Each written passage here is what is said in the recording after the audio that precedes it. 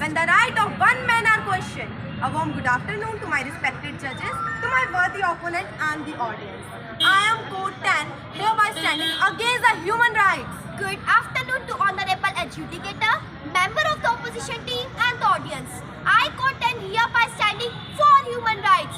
Human rights are the rights to inherit all the people regardless of race, sex, nationality, religion.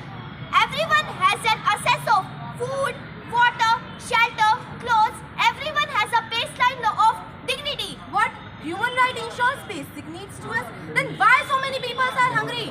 As per the National Hunger Index, 15% of the population is below the hunger line. 35 million children are deprived of the basic education. And according to the Article 23 of the Universal Declaration of the Human Rights, all the people have the right to work. But in reality, the people who really need this are actually deprived of it. I disagree. In 2021, there were around 1 million workers are employed in India. And don't you know, it is the second largest after China. In Article 14, the Constitution of India implements the right to equality. This means everyone is equal before the law, whether it is a boy or a girl. My friend is speaking about equality and equality between boys and girls. But are we equal? No, we are not. And if we are, then why every parent wants to born a boy child? Why don't they want girls? A small girl or just a newborn girl is killed.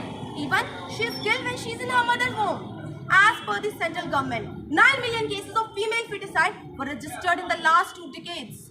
And over and above this, the Indian LGBT citizens face social and legal difficulties not experienced by non-LGBT citizens. They are judged by the society every time. And many legal protections have also not been provided for, including same-sex marriage.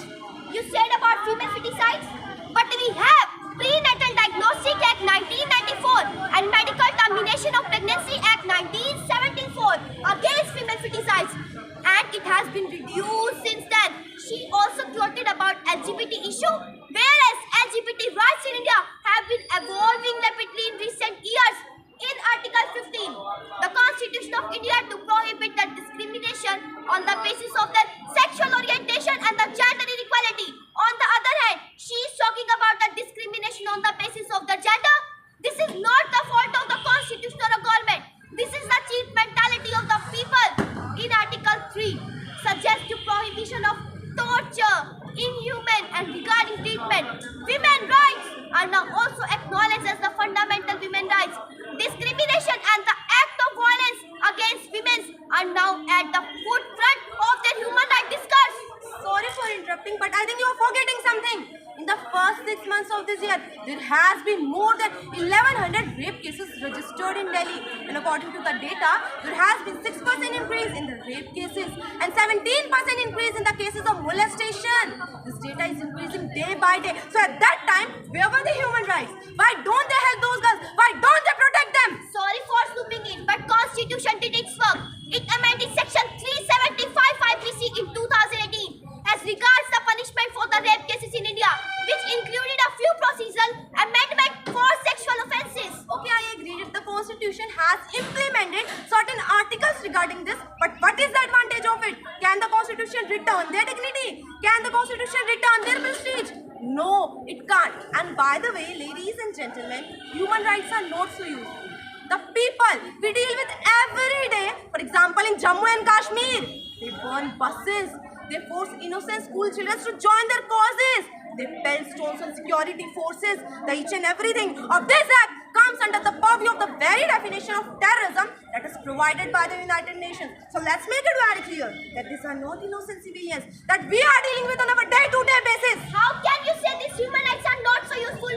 According to 2022 report by Amnesty International, repression as Indian government intensified in the region after the application of Article 370 in 2019, and the internet was also shut down for 18 months after the application of special status in region, and the information is also coming out that the situation is under control by the government. Article 370? But let me ask everybody in the audience, do you think that those are innocent civilians? I don't think so. And what will you answer to a mother who had lost her child due to the angry protesters? What will you answer to a father who had died due to the shower of stones? And what will you answer to a husband who had died in vain during operations while the civilians literally shielded against the terrorists? And your so-called human rights ensures what? National security? Then why countries face threats from the groups who don't formally represent a foreign government but many be sponsored or tolerated by the foreign powers? So for human rights, don't you remember the benefits of the national security? I repeat, national security. National security is the security of a sovereign country members, which include the security from the terrorism, minimization of the crime, cyber security, food security, and also the effect of the natural disaster. With national security, fundamental rights also ensure right to freedom. And if there is no freedom, then all the people have the right to protest, which is currently seen in Iran, where the women are protesting against hijab, which hide their identity and dignity. Iran police is shooting at faces, breasts, and the private parts of women Really? protesters. Hijab hide their identity or dignity? This is not true. In Iran, women take part in everything. Women's football is very popular in Iran. Kimia Elizadeh won a medal in the 2016 Olympics and she wears hijab. So it doesn't mean that it hides their identity or dignity. In fact, it helps them to retain their culture. And you know what, guys? Rather than using these rights, people misuse these rights. And you can take the example of Tibetans. What do you mean by misuse? They are not misusing the right. They are taking stand for their right. In fact, they are protesting against suppression and the humiliation of their human rights.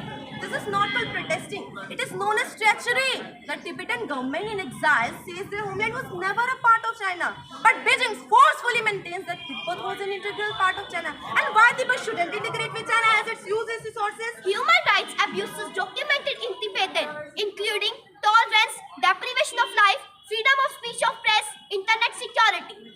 At last, but not the least, human rights are now becoming central to the global conversation of regarding peace, security, and development. Now, I want to ask all of you in the audience, where the human right lacks? No, it lacks nowhere, but it's our fault how we can use it or how we can utilize it. In a nutshell, what I am trying to say is stand and fight together for a human right. Struggle, but only for fair and honest. Your rights gives you a voice. Don't waste it, utilize it. In my closing point, I want to say that we hear about rape cases, molestation cases, cases of female feticide, bomb explosions taking here and there every day, and a number of citizens lost their life due to it. So where are their human rights and what kind of human rights do they have? We don't need these rights which can't fulfill its promises. In fact, we need those rights which can bring equality and humanity. We need those rights which can bring peace. We need those rights which can ensure our safety and security. And only then, those rights will be respected by all. Thank you. Thank you and have a great day.